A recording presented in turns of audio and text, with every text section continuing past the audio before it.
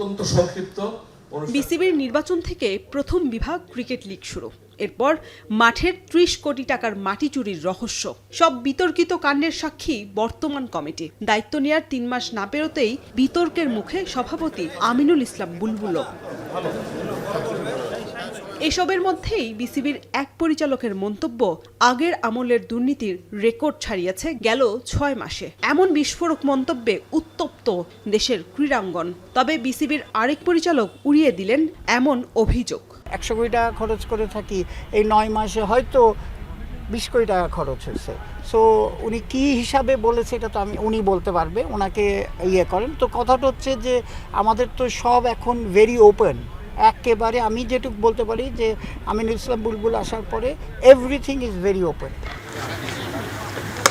এদিকে ২ মাসেরও কম সময় আছে আসন্ন টি-20 বিশ্বকাপের মেগা আসর শুরুর। চেনা কন্ডিশনে কত দূর যাবে বাংলাদেশ?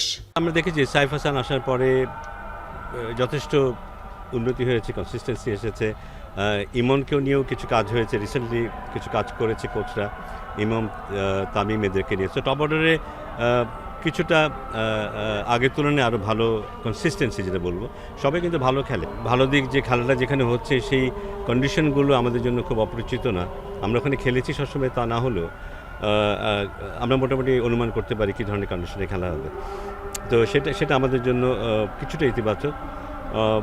আশা করছি যে প্রথম টার্গেট হবে পরবর্তী রাউন্ডে যাওয়াটা, সেটা আমরা যেতে পারবো।